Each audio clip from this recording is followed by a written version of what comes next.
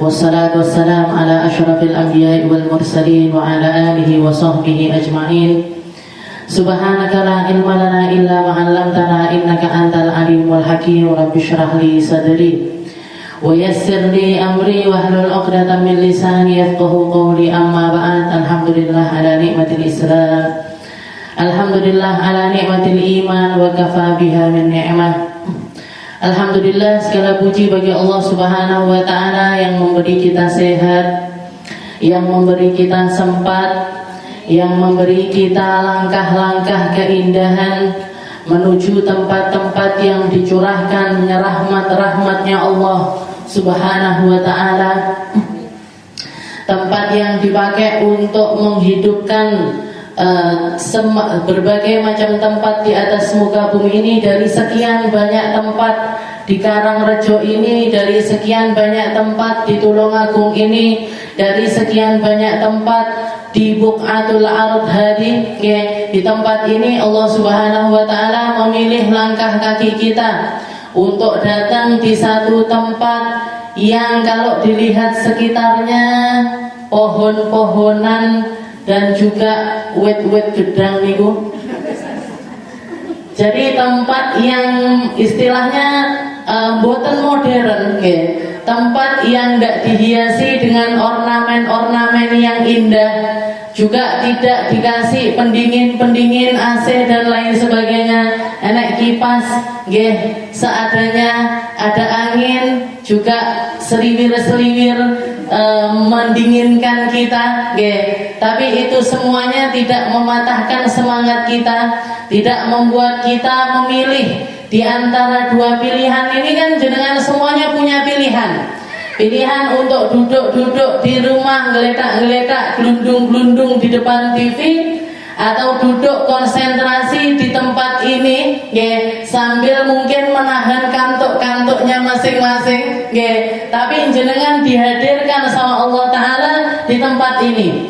Jenengan terpilih untuk ngaji, jenengan terpilih untuk mencari sesuatu yang menjadi warisannya Nabi kita Nabi Muhammad sallallahu alaihi wasallam. Para ulama mengatakan, nahnu fi rawhatin wa rahah wa hudurin wa istirahah, ni'matul Islam khairu ni'matin halat bisahah. Katanya para ulama, kita ini kalau sudah yang diobrolkan itu tentang Islam, yang diobrolkan itu tentang Nabi Muhammad, yang diobrolkan itu tentang ilmu-ilmunya Allah, tentang kisah-kisahnya para nabi, maka sungguh nahnu fi rawhatin wa rahah, kita ada di tempat yang paling menenangkan jiwa, kita ada di dalam keadaan yang paling indah, kita ada di dalam rohaniyah yang dalam keadaan kenyang-kenyangnya. Kenapa? Nikmatul Islam khairu nikmatin halat bisaha. Karena jenengan sedang pulaan Islam, jenengan sedang ngambil porsi dari agama Islam, jenengan sedang mengambil sesuatu yang ditinggalkan oleh Nabi kita Nabi Muhammad sallallahu alaihi wasallam, di mana Islam ini menjadi solusi dari setiap masalahnya kita. Islam ini menjadi jalan keluar dari setiap perkara-perkara yang buntu dari kita. Islam ini jadi patokan, jadi sandaran ketika kita kehilangan berbagai macam sandaran di atas muka bumi ini. Paling enak itu nyari Islam, paling enak itu nyari surga, paling enak itu dekati Nabi Muhammad sallallahu alaihi wasallam. Kenapa kok seperti itu? Karena hanya Allah Ta'ala yang pemberiannya ndak diragukan lagi, yang janjinya nggak akan pernah diingkari, yang ketika membalas sesuatu kepada kita, Allah Ta'ala akan selalu membalasnya berkali-kali lipat dari apa yang kita harapkan. Allah Ta'ala akan memberikan di atas ekspektasinya kita, di atas apa yang mampu kita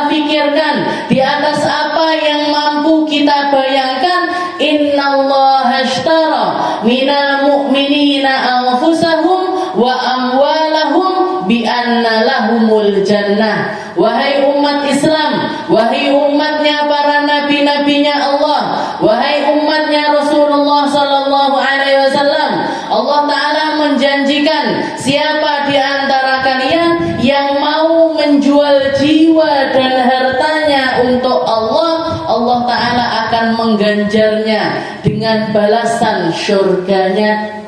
Rasulullah sallallahu alaihi wasallam mengatakan, ala innal jannata hiyal ghaliyah, ala innal jannata hiyal ghaliyah, ala innal jannata hiyal ghaliyah. Yang mahal itu surga, Bu. Yang berharga itu surga, Bu. Yang tempat paling indah itu adalah surga. Surga yang dijanjikan oleh Allah Ta'ala bagi hamba-hambanya yang beriman dan senantiasa mengusahakan agar imannya ini selalu naik, agar imannya ini porsinya ditambah. Makanya Rasulullah Sallallahu Alaihi Wasallam ketika ketemu sama Sayyidina Mu'ad, dipegang tangannya Sayyidina Mu'ad sambil mengatakan, ya Mu'ad, wallahi inni la uhibbuk. Wahai Mu'ad, demi Allah saya cinta sama kamu. Faqul dubura kulli salatin Allahumma inni ala dzikrik wa syukrik wa husni ibadatik. Wahai Mu'ad, aku cinta kepada kamu. Maka sebagaimana sekarang ini kita sering bertemu, sebagaimana sekarang ini kita sering duduk-duduk bareng, sebagaimana sekarang ini kita sering berbincang-bincang bersama, mari kita langgengkan perbincangan kita sampai ke surga. Mari kita langgengkan duduknya kita sampai ke surga. Mari kita langgengkan persahabatan kita sampai ke surga. Maka lakukan setiap kali kamu selesai salat, Allahumma inni ala dzikrik. Ya Allah, bantu lisan kami untuk nambah terus zikirnya. Wa syukrik, bantu hati kami untuk senantiasa bersyukur atas setiap keadaannya. Wa husni ibadatik, dan bantu kami untuk senantiasa memperbanyak ibadah. Ini yang diucapkan Nabi kepada Sayyidina Mu'ad. Ini yang dikatakan Nabi kepada sahabat yang Nabi inginkan untuk persahabatan ini langgeng sampai ke surga. Jangan datang ke sini nyari apa, Bu? Makan? Nggak diparingi makan ya. Jajan? Nggih mboten nggih. Paling air minum nggih untuk sekedar penawar dahaga. Makanya saya yakin ketika jenengan duduk ke sini, jenengan datang ke sini, kalau motivasinya harta dunia, ndak mungkin. Kalau keinginannya karena ndak enak, ndak akan bisa istiqomah. Kalau datangnya karena ini, itu dan lain sebagainya, itu semuanya tidak akan pernah langgeng. Tapi saya yakin jenengan semuanya yang dicari adalah surga. Jenengan semuanya yang dicari adalah kenikmatan abadiyah. Yang dicari adalah kedekatan kepada Nabi kita Nabi Muhammad sallallahu alaihi wasallam dengan wasilah, dengan perantara guru-guru kita serta tempat-tempat yang dibikin oleh guru-guru kita agar kita punya tempat yang nyaman untuk ngaji bersama. Makanya kita harus terima kasih sama guru kita Buya Yahya, sama Umi Fairuz, sama para pengurus-pengurusnya Al-Bahjah serta pengurus-pengurusnya Muslimah. Terima kasih karena kita dikenalkan dengan agama, karena kita jadi ditambah porsinya untuk ngerti agama. Lek biasane nggih, kalau biasanya siang-siang gini ini kita nggak ngapa-ngapain nggih, maka dikasih wadah. Ayo Bu, setiap Kamis siang ada pengajian, kadang-kadang sama Habib Muhammad, kadang-kadang sama Umi Fairuz, kadang-kadang sama saya, kadang-kadang sama kakak saya nggih. Jenengan dikasih wasilah. Niate nopo? Niate biar kita bareng-bareng di sini agar kelak juga bersama-sama di akhiratnya Allah Subhanahu wa taala. Golek gandolan. Jenengan sudah daftar member. Tahu Bu daftar member?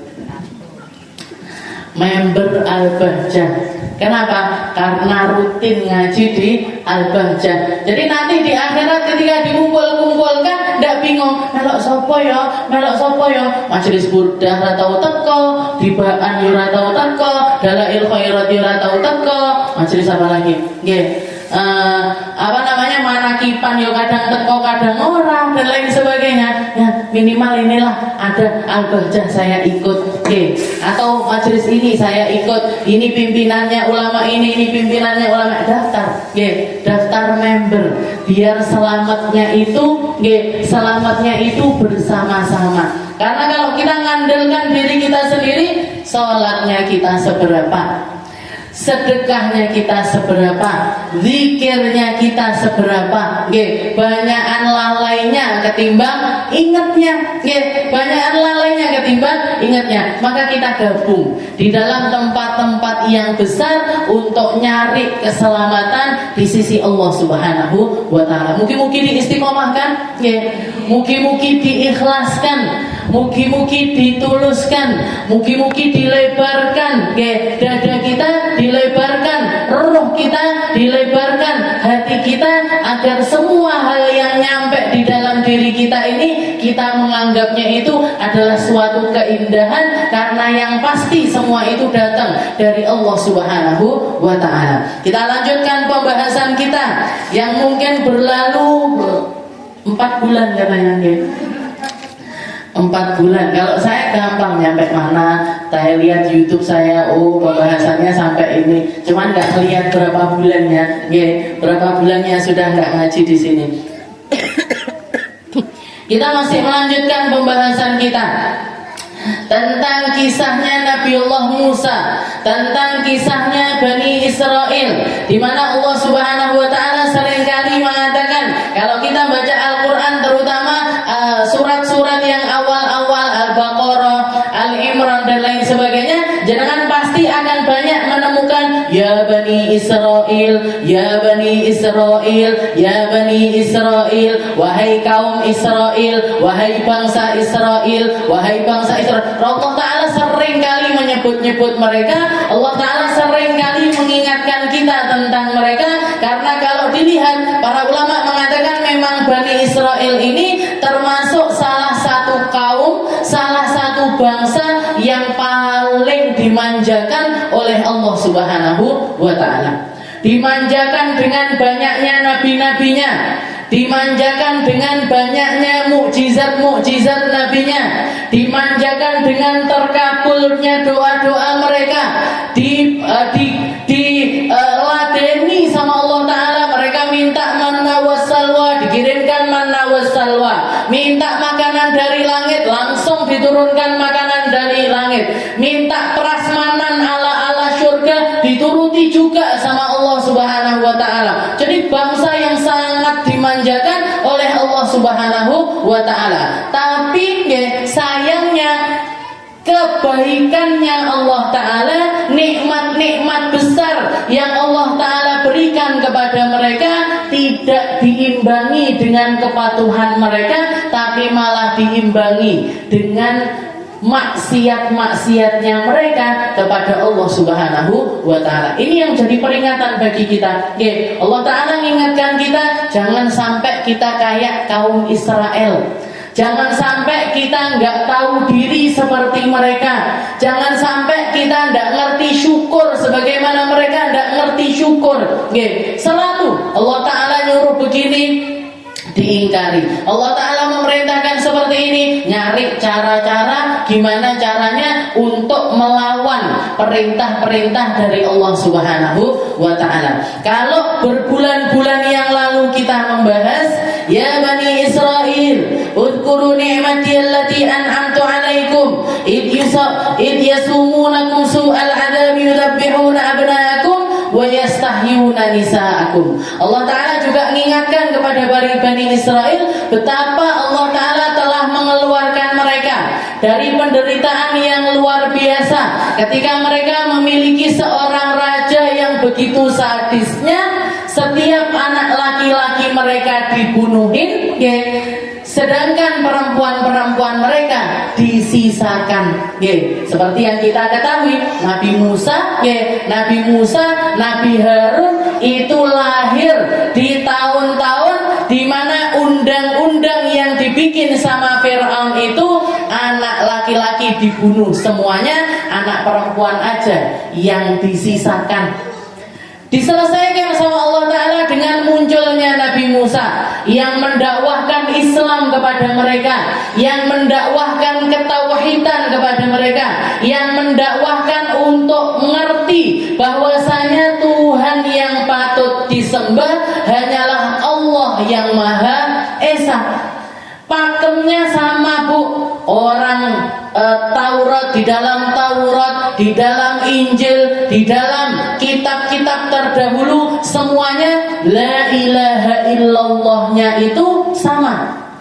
Tiada Tuhan selain Allahnya itu sama. La ma'buda bihaqqin illallah. Tidak ada zat yang patut untuk disembah kecuali Allah. Itu adalah dakwah yang sama mulai dari zamannya Nabi Adam sampai sekarang ini. Tidak ada yang berubah sama sekali. Tidak ada yang berubah sama sekali. Makanya sebagaimana kalau kita lihat dari dakwahnya Nabi Muhammad itu dakwah 13 tahun di negeri Mekah, fokus menanamkan tauhid. Belum ada syariat sholat, belum ada syariat puasa, belum ada syariat wudhu, belum ada syariat zakat dan lain sebagainya. Itu baru diturunkan oleh Allah Ta'ala setelah Nabi Muhammad pindah hijrah dari Mekah menuju Madinah. 13 tahun lamanya Nabi Muhammad itu nanamkan tauhid. Makanya kalau kita lihat ayat-ayat yang Makkiyah, ayat-ayat yang turunnya itu di negeri Mekah, rata-rata ayat-ayatnya itu pendek-pendek dan semuanya menceritakan tentang ketauhidan. Yang penting tauhidnya dhisik sing mancep. Yang penting keimanan mereka yang benar kepada Allah Ta'ala dulu yang nancep. Masalah syariat itu baru diberikan oleh Allah Ta'ala ketika umat Islam ini sudah siap. Ketika umat Islam ini kepercayaannya sudah kokoh, baru diberikan yang namanya syariat. Nabi Musa pun seperti itu. Nabi Musa patokannya ketika beliau berdakwah di kaumnya Fir'aun, di tengah-tengah kaumnya Fir'aun, Nabi Musa berdakwah dengan memberikan kepada mereka tentang ketauhidan murni tentang tauhid, pengesaan kepada Allah Ta'ala, pengesaan kepada Allah Subhanahu wa Ta'ala. Baru setelah kejadian yang kita kenal dengan nama terbelahnya lautan, baru setelah Nabi Musa ini digiring untuk pindah dari negerinya Fir'aun ke satu negeri yang lainnya, nyampe di pertengahan jalan, di belakangnya ada kaumnya Fir'aun, ada tentaranya Fir'aun, di depannya ada lautan lepas. Nabi Musa tidak ngerti mau gimana. Nabi Musa tidak ngerti mau gimana. Iki piye? Maju salah, mundur ya salah. Maju yang di depannya lautan, mundur sudah ada bala tentaranya Fir'aun. Maka Allah Ta'ala memerintahkan kepada Nabi Musa untuk mengangkat tongkatnya. Begitu tongkatnya diangkat, yang terjadi apa, Bu? Terbelah lautannya jadi dua. Wa id faraqna bikumul bahra. Ketika kami belahkan lautan itu untuk Nabi Musa serta kaumnya ngelewati tengah-tengahnya lautan.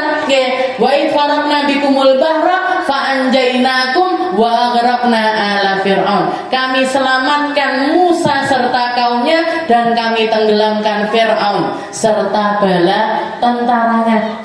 Jadi Allah Ta'ala memberikan kepada Nabi Musa mukjizat yang luar biasa. Pada saat itu yang kita kenal terjadinya dari bulan Muharram. Nggih, napa namanya Bu? Asyura, nggih. Ada yang namanya Tasu'a, ada yang namanya Asyura. Ini kita masih ada di bulan Muharram, tapi Asyuranya sudah lewat. Nggih. Biasanya orang-orang kalau Asyuraan sukanya bikin yatiman, sukanya bikin santunan-santunan kepada anak yatim. Kenapa kok harus Asyura? Kenapa kok di tanggal 10 dari bulan Muharram? Karena tanggal 10 dari bulan Muharram itu ada banyak sekali kejadian pada setiap nabi-nabinya Allah Ta'ala. Pada setiap nabi-nabinya Allah Ta'ala selalu ada keistimewaan yang terjadi pada tanggal 10 Muharram. Nabi Adam diterima taubatnya sama Allah Ta'ala tanggal 10 Muharram. Nabi Nuh setelah sekian lama terombang-ambing di atas lautan dan di atas kapalnya beliau beserta semua yang ada yang naik ke atas kapalnya, Nabi Allah Nuh terombang-ambing sekian lama, merapatnya juga pada tanggal 10 Muharram.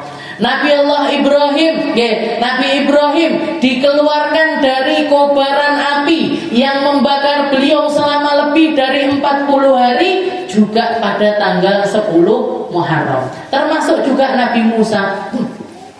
Makanya ketika Nabi Muhammad SAW di akhir usianya beliau, di hari-hari akhir, di Muharram yang terakhir ketika beliau ketemu dengan bulan Muharram, beliau pergi ke daerah yang di situ mayoritas penduduknya orang-orang Yahudi. Rasulullah nemu orang Yahudi ini juga pada puasa. Nabi Muhammad puasa, orang-orang Yahudi juga pada puasa. Ditanya sama Rasulullah, kenapa kok kalian puasa? Katanya mereka, hari ini adalah hari di mana Allah Ta'ala menyelamatkan Musa dari kejarannya Fir'aun dengan cara membelahkan lautan baginya.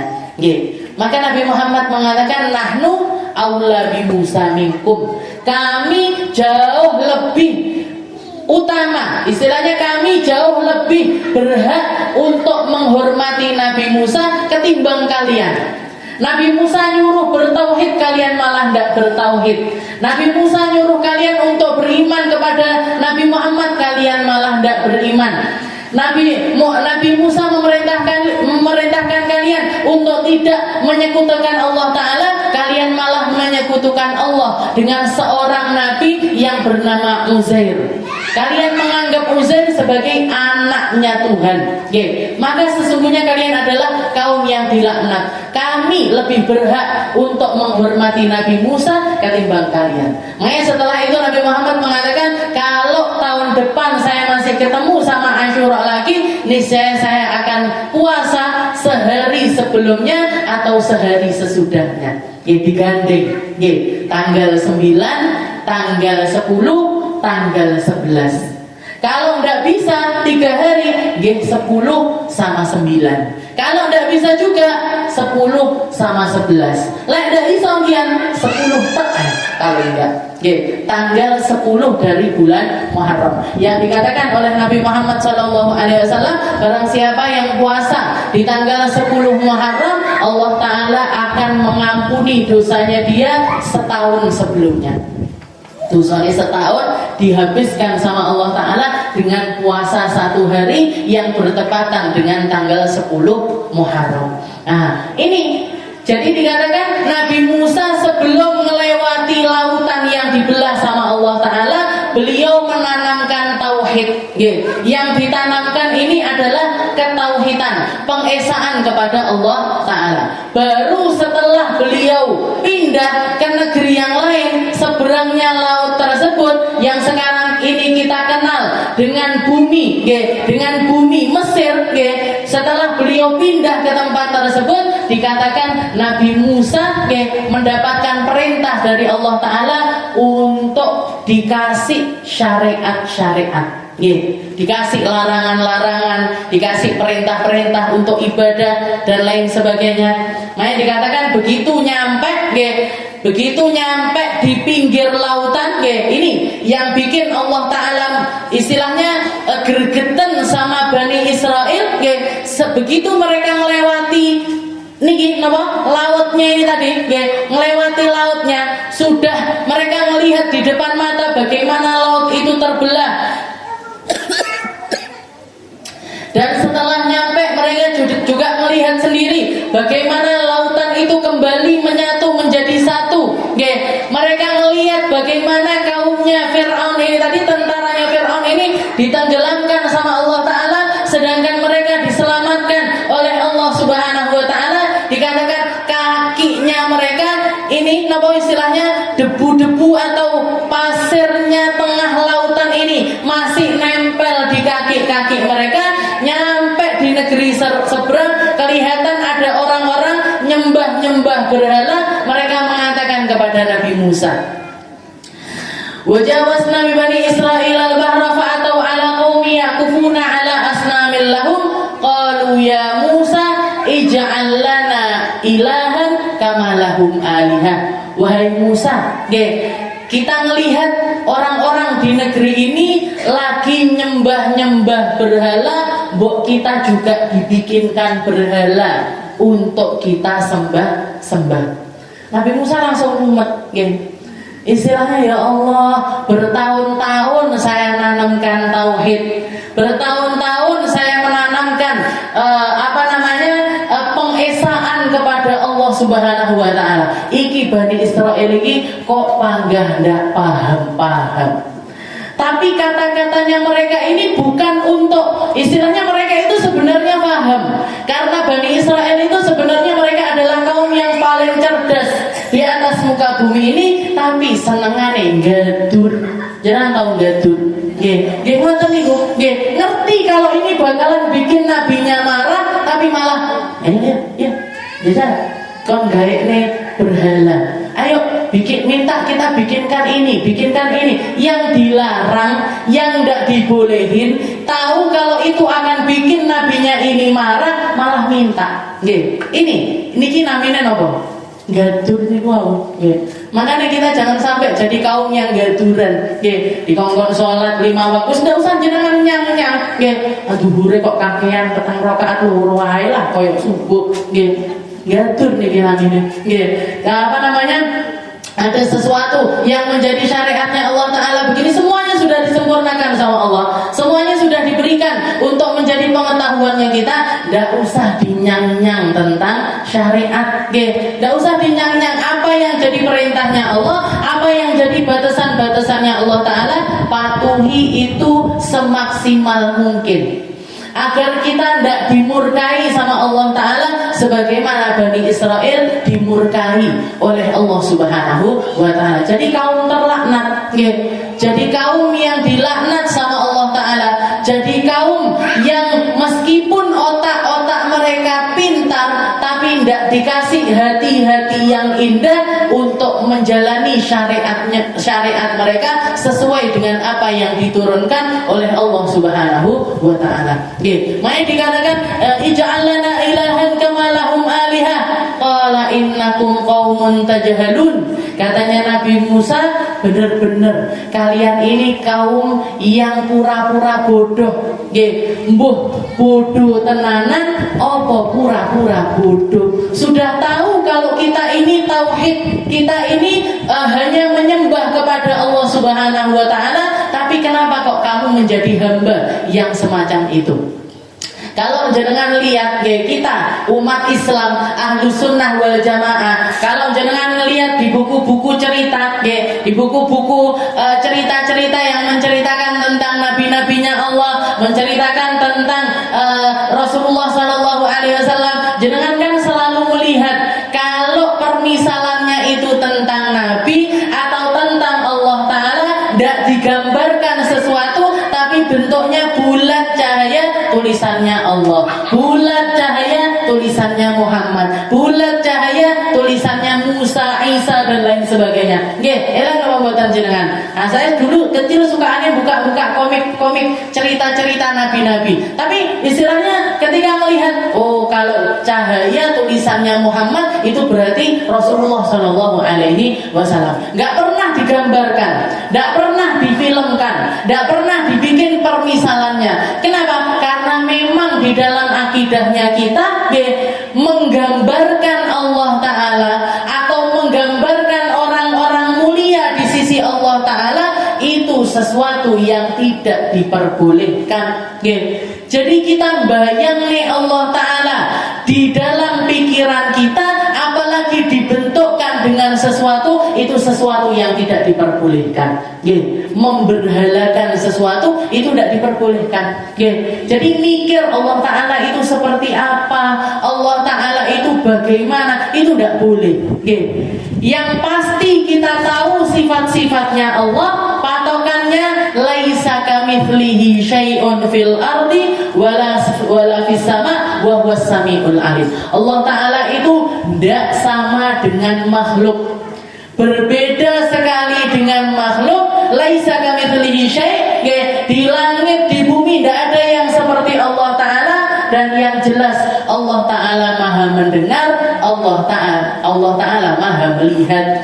Kalau kita melihat butuh mata, kita melihat butuh yang namanya retina, kita melihat butuh dengan yang namanya bola mata, Allah Ta'ala maha melihat tanpa gimana, tanpa seperti apa, tanpa membutuhkan apapun juga. Itu akidahnya kita yang ditanamkan oleh para nabi-nabinya Allah. Makanya Nabi Musa langsung, innakum qaumun tajhalun, kalian ini benar-benar umat yang bodoh. Mukjizat barusan di belakang ini setas, durung enek sak jam, belum ada setengah jam, sudah minta sesuatu yang melanggar aturannya Allah Subhanahu wa Ta'ala. Akhirnya datang, akhirnya nyampe di seberang negeri tersebut, mereka hidup di tempat tersebut, dan dikatakan setelah itu Nabi Musa dipanggil sama Allah Ta'ala selama 40 hari untuk nerima Taurat dengan semua isi aturan-aturan yang ada di dalamnya. Jadi dikasih sekaligus sama Allah Ta'ala di dalam kitab Taurat. Makanya beda sama Islam. Kalau Islam itu turunnya aturannya berlahan-lahan, sesuai dengan kondisinya. Tahun pertama hijrah turun yang namanya kewajiban sholat, sholat sebelumnya, tapi prakteknya setelah itu. Jadi praktek sholat dulu setelah Isra Mi'raj, setelah itu turun kewajiban puasa Ramadan, tahun berikutnya turun kewajiban ini berlahan-lahan sedikit-sedikit. Tapi kalau kaum Bani Israel, kaumnya Nabi Musa, itu sekaligus. Nabi Musa disuruh puasa selama 30 hari, disempurnakan selama 40 hari, beliau ninggalkan umatnya selama 40 hari, naik ke atas bukit Tursina untuk menerima syariat dari Allah Subhanahu wa Ta'ala.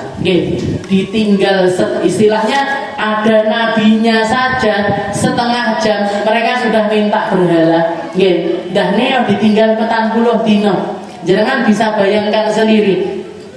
Dikatakan awal mulanya ketika Nabi Musa naik ke atas gunung, ditinggalkan kaumnya ini bukan nggak ada penuntungnya, ada Nabi Allah Harun bersama mereka. Ada Nabi Harun kakaknya Nabi Musa yang dipasrahi untuk jaga umat, yang dipasrahi untuk jaga akidahnya umat. Tapi setelah itu dikatakan ketika mereka nanya, setelah ditanya, jadi mereka sebagian di antara mereka nanya, ya Harun, wahai Nabi Harun, sesungguhnya sebelum kita berangkat untuk ngikut di belakangnya Nabi Musa, kita itu nyolongi perhiasan-perhiasan yang ada di istananya Fir'aun.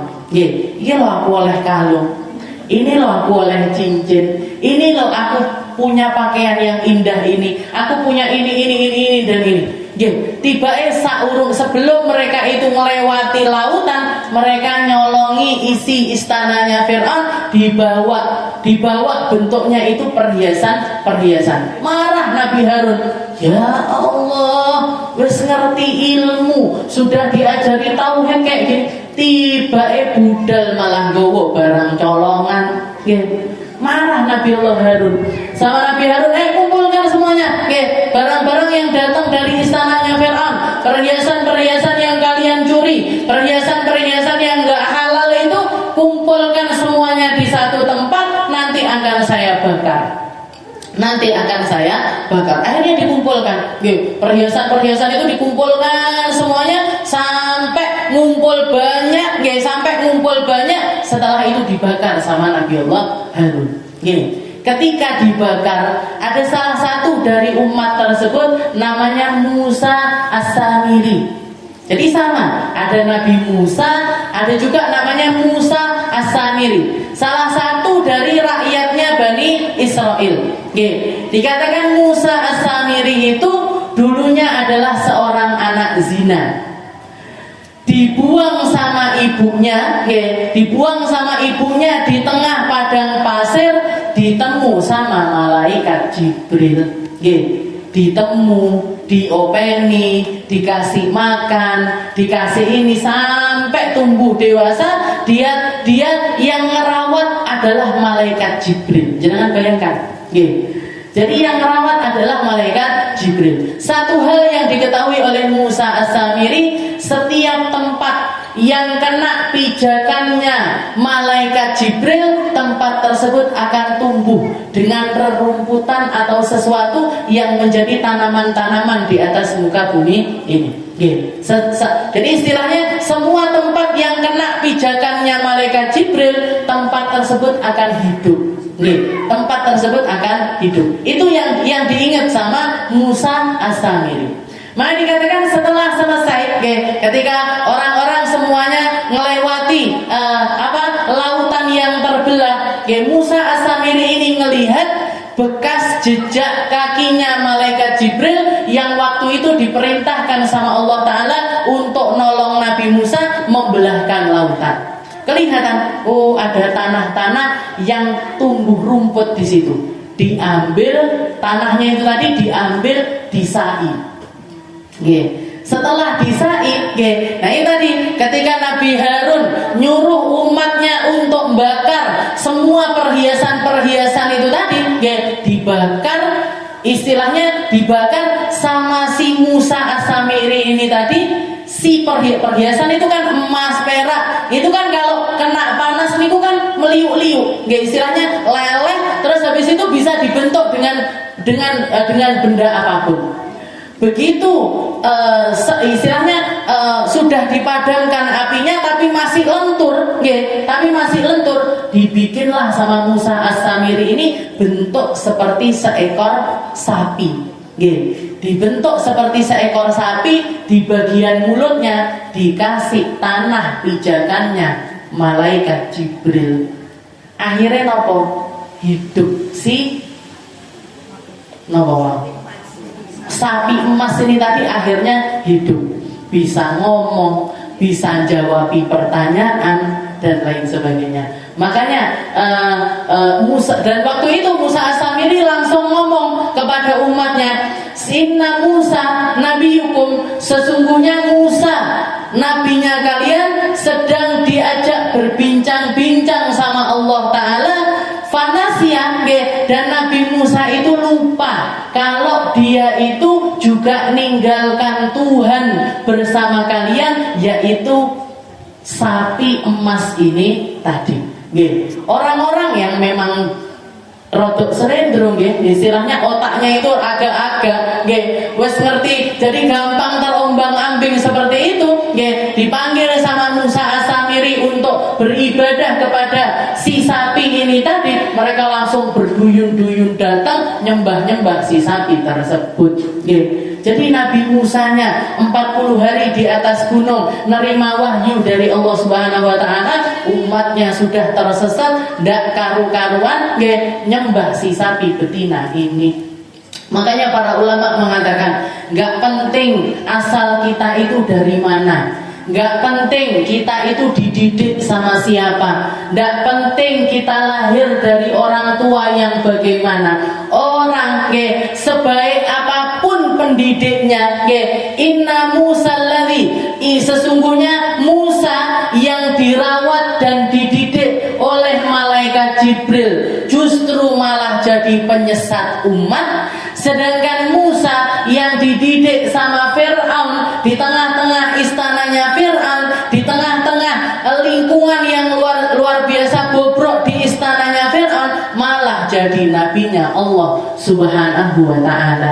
Jadi jenengan semuanya, kita semuanya, setiap bayi yang dilahirkan, setiap anak yang tumbuh punya potensi yang sama untuk jadi orang paling baik di atas muka bumi ini atau orang paling bejat di atas muka bumi ini. Tinggal yang terpenting napa nih? Yang terpenting hubungannya dengan Allah Subhanahu wa taala. Hubungannya dengan Allah taala. Kita mau bangga-banggakan aku anak iki, aku turunan iki, aku dari darah yang seperti ini dan lain sebagainya. Kalau kita tidak seperti mereka, kalau kita tidak seperti leluhur kita, kalau kita tidak baik seperti orang tua-tua kita, nggak ada artinya, nggak ada artinya kita, nggak ada nilainya diri kita, nggak ada baik-baiknya diri kita. Tapi sebaliknya, meskipun lahir dari keluarga biasa, meskipun lahir bukan turunannya kiai ataupun juga ulama, tapi kalau dididik dengan benar, punya pendidikan yang benar, ngerti, yang terpenting lagi nih hatinya bersih, hatinya ngerti untuk ibadah kepada Allah Subhanahu wa taala, dia juga akan menjadi orang yang mulia, akan menjadi manusia yang spesial. Makanya dari kisahnya Nabi Musa kita belajar. Ada Musa, sama-sama namanya Musa, yang dididik dan dirawat sama malaikat Jibril, justru jadi penyesat umat, bikin hal-hal yang semacam itu dengan keilmuannya. Sedangkan Nabi Musa yang dididik sama Fir'aun justru menjadi nabinya Allah Subhanahu wa ta'ala. Dikatakan ketika Nabi Musa turun setelah puasa selama kurang lebih 40 hari, 30 hari perintah dari Allah Ta'ala, setelah itu disuruh menyempurnakan selama 10 hari berikutnya, dan itu dimulai dari bulan Dzulqa'dah nyambung sampai 10 Dzulhijjah. Nabi Musa itu puasa Dzulqa'dah 30 hari sempurna ditambah dengan 10 hari 10 hari di bulan Dzulhijjah. 10 hari di bulan Dzulhijjah itu puasanya Nabi Musa. Begitu turun melihat umatnya sudah sesat tidak karu-karuan, beliau bagaimana? Marah pertamanya, sampai dikatakan kitab Tauratnya ini disampluk nih ke Nabi Allah Harun. Jadi ada nabi tahu ngampleng nabi yang lainnya itu ya Nabi Musa. Ada nabi pernah nabok nabi yang lainnya ya Nabi Musa. Nabi Musa itu memang seperti itu. Jadi dikatakan ini kitab Tauratnya itu dilemparkan kepada Nabi Allah Harun. Piye? Kamu tak suruh untuk bimbing umat, kamu tak suruh untuk nyadarkan mereka, kamu tak suruh untuk mempertahankan akidahnya mereka, tapi malah justru seperti ini yang terjadi.